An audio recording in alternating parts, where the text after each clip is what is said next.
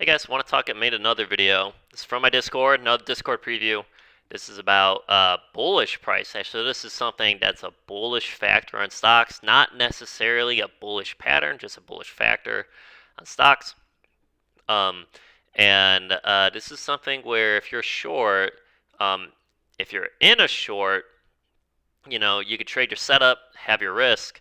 That's fine. But if you're not in a short and you're thinking about shorting these situations, this is classic manipulated bullish price action. Okay, so what would be bullish price action in low floats? Low floats are counterintuitive. So low floats, bullish price action is just something that looks super, super, super weak, gets shorts to chase, but is actually strong. Okay, just how a lot of my patterns on the short side is is is strong action that I think is weak. A lot of bullish action, a lot of bullish manipulated price action is weak price action that is actually strong, right? So I call this deep quick pullbacks from high day. So uh, a lot of probably the most common short pattern, especially on tickers that are really extended, is a high day clear out. So what is a high day clear out? If you don't know, it's when a stock breaks high day. Sometimes it breaks it by a few cents, or a couple percent, or maybe 5%, and then immediately rejects it, right? So you get a break of high day and then a big slam back down. And on very high volume manipulated stocks, high day clearouts are not good patterns. They're often short traps. And ironically, going to the counterintuitives of low float stocks, um, ironically, the deeper the pullback is, the deeper and quicker the pullback is from high days. If something breaks high day and rejects it, the quicker it rejects it and the deeper it pulls down, the stronger the stock is. That's how it works. So, and you'll see this on manipulated price action all the time. So, basic example is here we have a double top at 8. There's 8 here. This GFAI. Also, it pays to know what tickers are heavily manipulated. GFAI, it was a ticker that was manipulated over and over and over and over and over again. Um, if a ticker's been heavily manipulated in the past, it's likely to be manipulated in the future. Um, Especially these 1, 2 million float stocks that are trading millions and millions of shares per minute. But yeah, look at this. Like, okay, you have $8, $8. It gets broken. A lot of shorts are hitting this, and then you get instant confirmation, right? You get this deep, instantaneous pullback, but on like very strong, high volume. Again, this is move my guy over here. This is 1 million. See the 1 million, 1 million, 1 million, like 1 million on an $8 ticker over. Like this is classic manip volume, especially a market open. None of this price action is surprising if you trade low flow price action. But it has the manip volume. It's a manipulated ticker. It's a tiny float, and then it's giving a very obvious retail short pattern. Break pre-market highs with a big rejection, right? Um, and the way this pattern often works is it just baits shorts into chasing, right? You never, if you're shorting this pattern, hopefully your average is up here, right?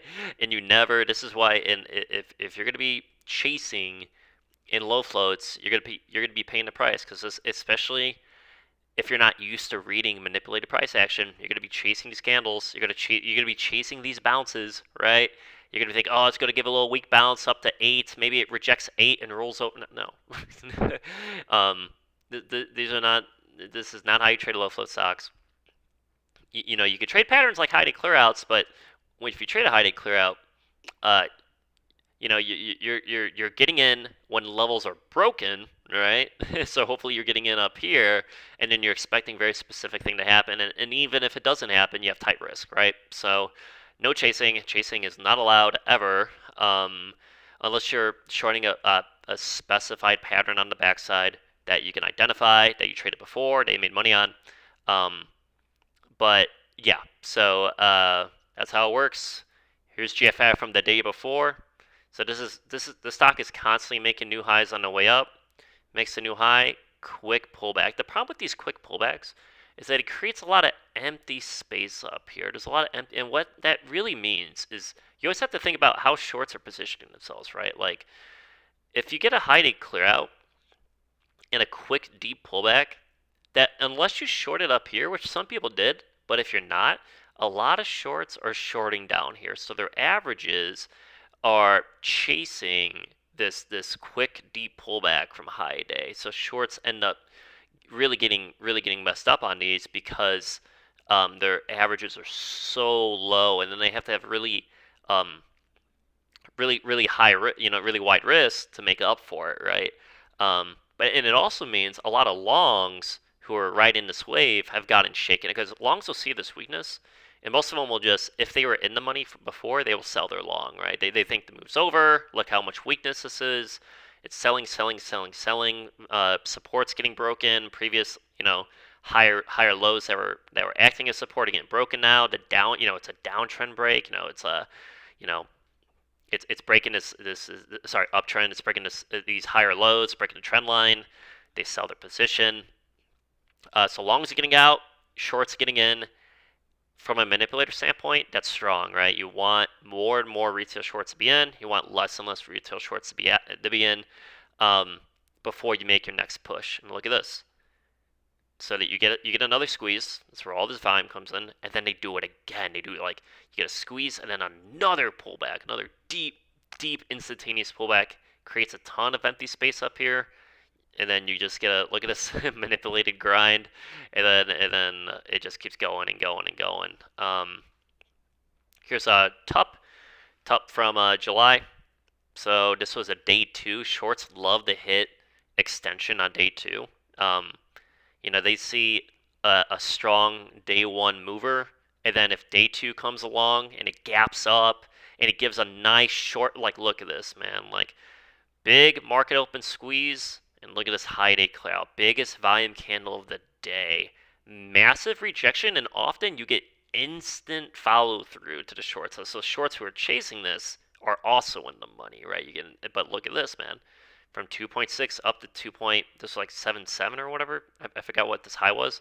Um, Look at all this empty space, man. All this empty space, which means all these shorts chasing this wheat, and the volume's decreasing. It's getting lower highs, man. Every bounce is getting rejected. Like it looks so weak, right? So that you just know all these shorts have their averages right in here, man. And TUP is trading big volume. This is the type of volume that can lead to squeezes later on. Which is why when this candle comes, this candle comes. The reason this candle is so instantaneous is because every short seller is positioned down here, right? Every single one. And not only that, from a long bag holder standpoint, because if a long is bag holding a stock, a lot of times if it comes up their average, they like to sell.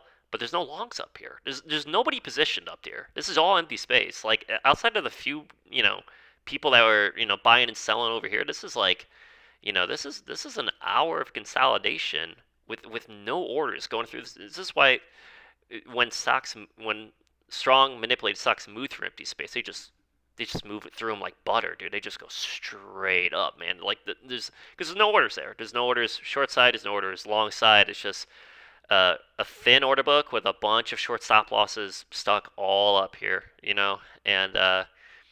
and that's really what leads to these types of moves. Okay, here SVFD from August, up halt parabolic, clears out pre-market highs. You get you get a down halt with instant confirmation.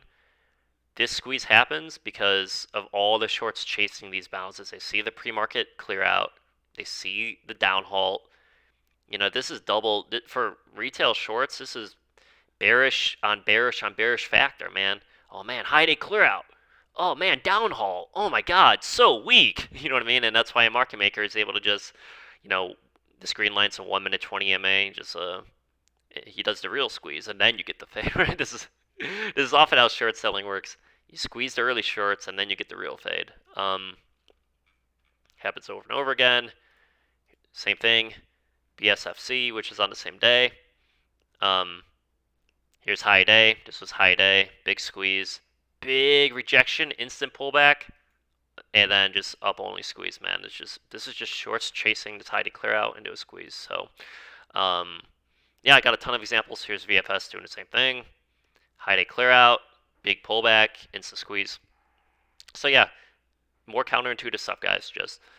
Just a lot of high day on these really strong high volume stocks. When you see high day clear outs with big volume and deep pullbacks to the downside, in the right context, and really learning the context is learning, study these charts, man. Like, this is all in my Discord. Just study these charts. You'll see the situations when they happen. And this stuff won't be surprising, won't be surprising when it happens. So, a lot of good examples. Here's MBSC. Again, this is the real squeeze followed by the real short later on. And yeah, so a lot of interesting stuff. See, high day clear out, deep instantaneous pullback, tons of empty space right here, big up halt into a big squeeze, right? So, hope that was interesting. More information coming out very soon about the Discord, how you can join. Made a whole video on it. I'll update the description down below to let you know how you can join. And yeah, hope that was a good one. See ya.